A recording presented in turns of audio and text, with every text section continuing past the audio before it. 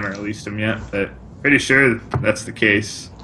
Well, if he doesn't give you a reason not to believe that, then you gotta believe it. Right. You go in with the most... It's like Occam's razor, the simplest explanation. And then if you're proven wrong, like, then you can readjust your plan. So, like, if you just slammed a second storm, I'd be like, oh, time to readjust. But So I think you're looking pretty good here when it's like 2-2 going into the third match. I was pretty, like, tense, actually, but I knew my chances were extremely good. We'll finish the analysis off with this last match. And we'll move on to viewers' deck no, lists. I don't want to watch this. This is not a good match to watch. I mean, you drew poorly. What are you going to do? But Yeah. I think what you're time really... are you guys at right now? 'Cause I'm going to go to it. I'm just watching the commentators still. Yeah, 22 what? It's like 2 hours, 40 what? We're at 2 hours 50... 2 hours, 58, 58, yeah, 58, 50-ish. Yeah. I don't know. But I feel like you're, like, really hesitant with the fire elementals, like, all the time. Like, compared to me, like, I don't know if it's right or wrong, but compared to me, like, whenever I get value off a fire elemental, I just hit that tempo swing, like, almost every time. And I just try and base all of my decisions around getting a tempo swing by that, and then getting ahead and forcing them to react to me. in this game, I should have Fire Allied on turn 5 with the coin. I mean, like, even in, like, the Shaman vs. Shaman game, like, I feel like you're just way too hesitant about when you use them, but I don't know. I feel like, I mean, the only time was, like, I decided to overload myself. So It wasn't, like, choosing not to use it. It was choosing preemptively, like, I don't need this next turn. Man, this game's pretty sad to watch. But, like, the difference between mine and your playstyle is, like, when I play Shaman, my entire game plan from, like, turn 2 is, like, how can I hit Fire Elemental? So I, like, never overload myself. I don't know. My deck plays another Doomhammer, 2 Lavaverse. Like, my deck has a shitload of overload. Yeah. So, like, my plan is a lot more based in board control with small stuff, Doomhammer, and removal cards. And then Fire Alley is, you play it because it's Fire Alley. Alright, so there's no, like, heavy focus on it at all.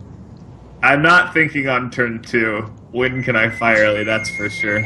I think that's, like, one of the strongest points of Shaman, though, is being able to capitalize on that Fire Alley. Now, one thing I am thinking a lot is, like, when can I develop this frickin' Doomhammer? Oh, that's true, yeah. Like, that is actually, I feel like that's one of the strongest Shaman cards in a non-Harrison meta. That makes sense. If you can find the right time to develop it without, like, because it's a weapon that costs you essentially 7 mana, so you're gonna lose out on some minion development no matter what. But you have to, like, find the right time to get that in there. Sometimes your hand is forced because you draw both, and it's like, I need to play one right now. Alright, that makes sense. Yeah, I don't know. My game plan's not entirely focused on Fire Alley, but maybe it's just because I don't draw them that often. I always feel like I never get my Fire Alleys, so I've just become accustomed to it. But yeah, I feel like that's one of the biggest, like, playstyle things of Shaman is there has to be some sort of focus. Like, with any deck, not just Shaman. There has to be some sort of focus, one thing that you need to, like, focus on developing, and so with your deck, it's the Doomhammer. It's Doomhammer, and it's, like, small minions with Flame Tongue. I feel like Flame Tongue is actually one of the best cards in the game, too. Especially with the Shaman Hero Power. But yeah. Haunted Creeper works extremely well with it, which makes Haunted Creeper already... Like, Haunted Creeper's already really good, but when your class has a synergy with it, it's ridiculous. Yeah. Just so having, like, every class has a synergy with it. So if you look at the chat, people are saying that you didn't have your Snapple as the reason why you lost. So the Snapple in New York is awful. Everything in New York is awful. I'll just throw that out there. Like, the water at the place we ate at was disgusting. The Snapple, I got some Snapple from the airport. That was, like, the worst ever. But that's to be expected, I guess, in hindsight. It's more expensive and it tastes worse. That's probably been there for like ever. And then we got some more. I don't know where the next batch came from, but it wasn't that good either. They didn't have a fridge at the place, and Snapple is like it's like a fine wine. You have to let it sit in your fridge for a few days, compared to a few years. But you have to let it ferment in the fridge. I think you should write an article on Snapple and how it relates to Hearthstone. Right, it's got to be ice cold. So okay, openers. I know he's handlock. I guess I'm a little behind. The Sunfade Protector on 2. What did you guys think about that play? Interesting. Yeah, it ended up being really good, but that's like because I don't know. I would have tapped as well.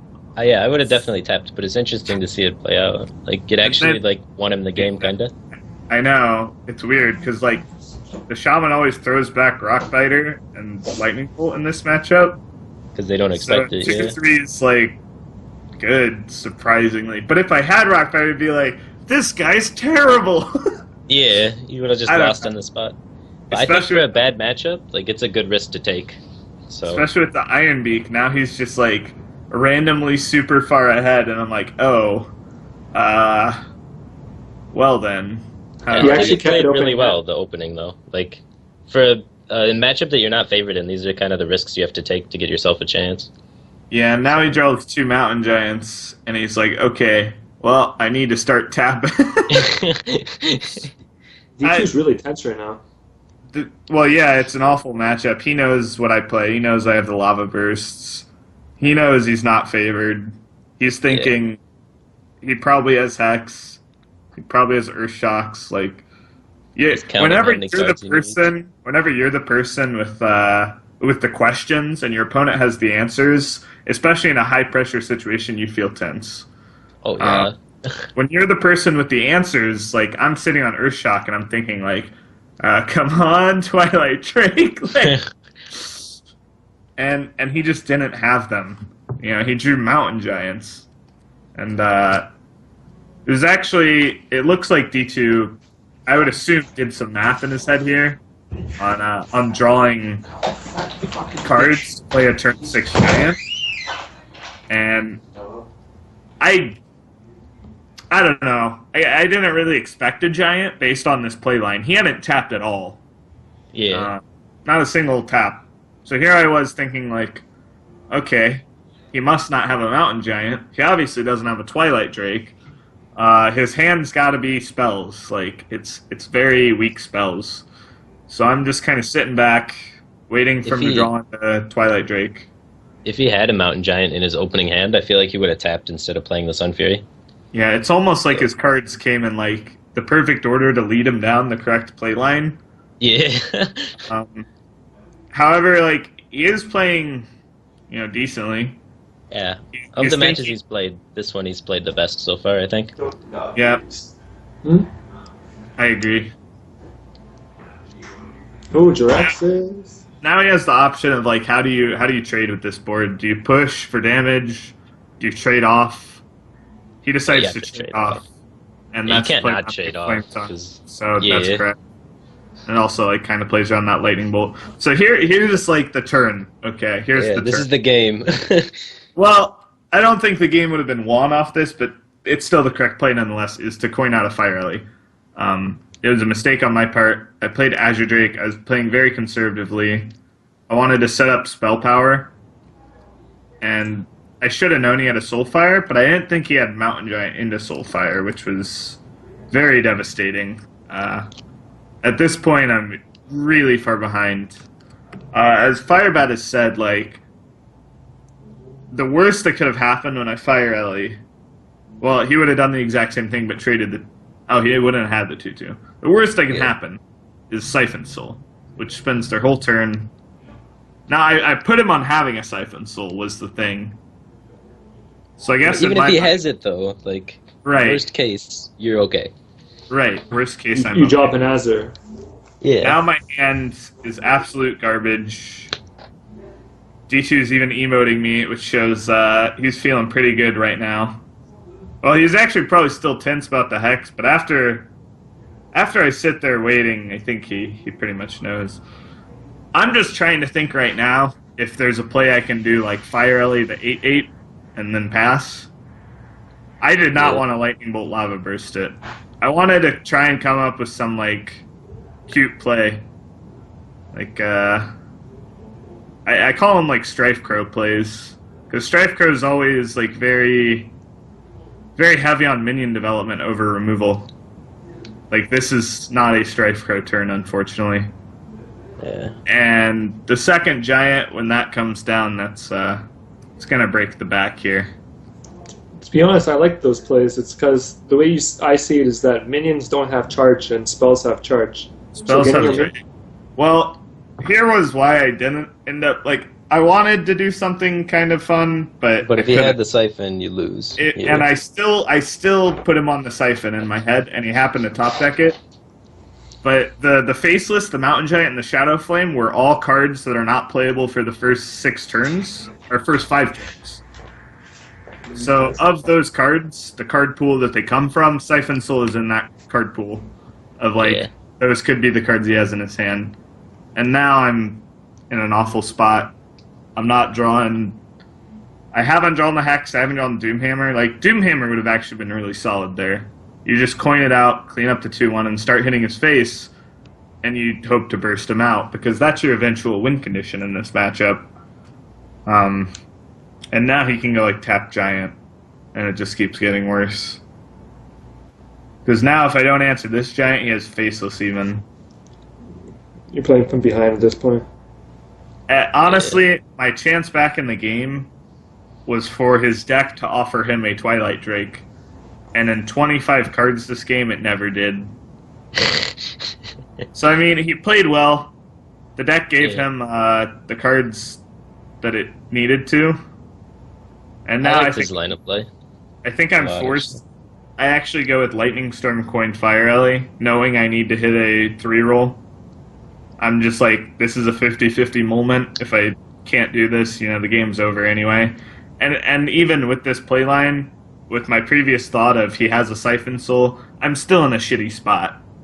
Because my hand is awful. So. Yeah. However, as the game goes on, I drew Rockbiters, but no Doomhammer. If I drew Doomhammer and then Rockbiters, I actually would have won. Because with the 2 Earthshocks, you can push through 2 taunts and win. But at this point, it's like the Handlock's drawing 2 cards a turn. My hand is all dead. I'm drawing 1 card a turn. He has gone from a pretty big underdog to a huge favorite now. And at this point, the casters were saying something like, you know, you have so many options, you know, like, what's your best line? And I think one of them was like, well, pretty much any line wins you the game. So. Yeah, this is an easy Siphon Soul right here. Right. Is it? I don't know. You could have made an argument for, like, Earthen Ring Argus, too. Nah. With so many options. That's the best Siphon Soul ever gets in this matchup, and Argus is his only taunter. You don't need to play risky. Yeah, he's at such a good spot. So here, I have the chance to trade. I can Lightning Bolt that, or I can trade in my 3/2. I know he runs 1 Hellfire, 2 Shadow Flame. I probably should have traded, or Lightning Bolted. Probably traded would have been the better option, but I was a little frustrated. I was like playing to this ridiculous out of like, okay, he draws Twilight Drake into Twilight Drake, and he has no Shadow Flame. Yeah, at this point I'm just like, you know, whatever. This game's so over. Mm-hmm.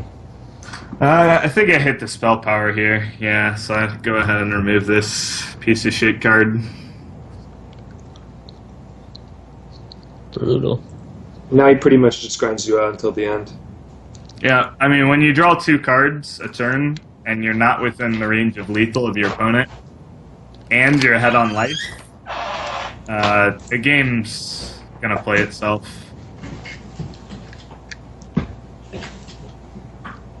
I believe he actually like missed a lethal in this game. Yeah, he like did. Siphon Soul of Totem, Power Overwhelming your or Silence your Rag, and then Power Overwhelming it. But All right.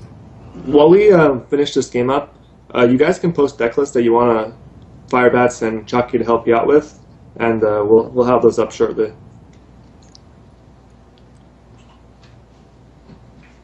So when I analyze games, this is one of the games that I look back at, and I say, okay, there's one mistake in here, but other than that, there's not much to learn from this.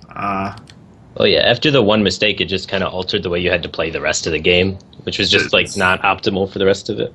Right. So. It's a game that I look at, I'm like, okay, so now we know not to do that. But other than there were no, like, if anything, the games that I actually take something away from are like, I had one game against Teray against this Druid with my Shaman, and if I just literally like Dennis Lava Bursted Face instead of a 5/5, which is like not very intuitive, especially when you're dead to combo and he plays double combo.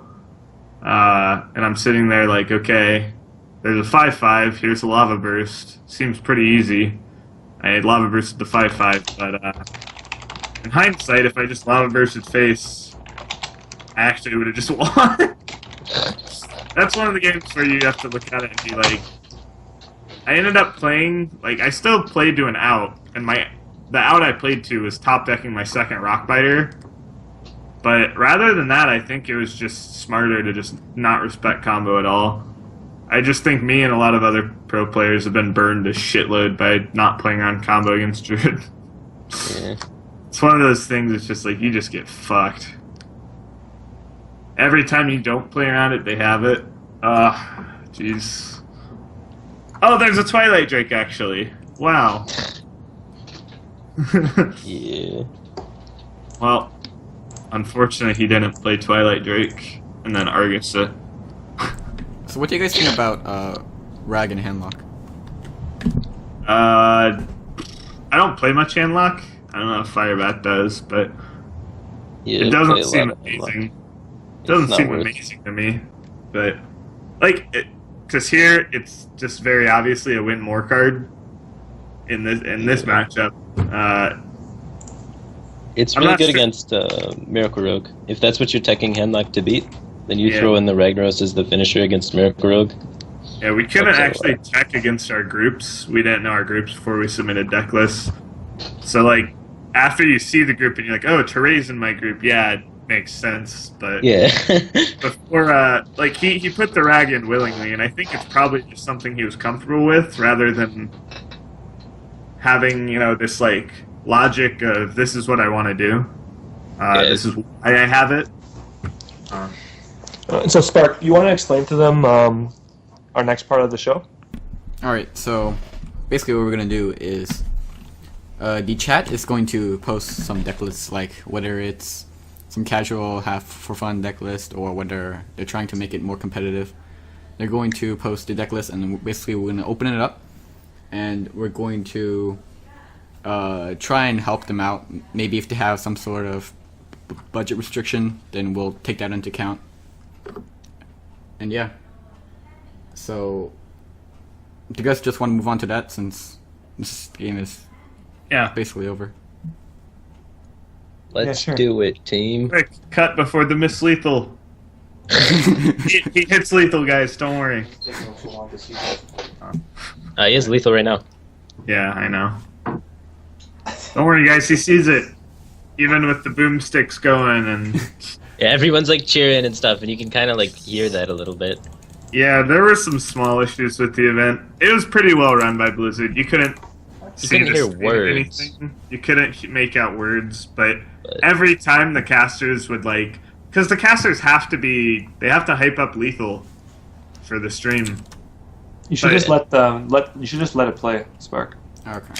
But when you hype up lethal for the live audience, and they have these like boomsticks, you can hear the boomsticks easily. It's like,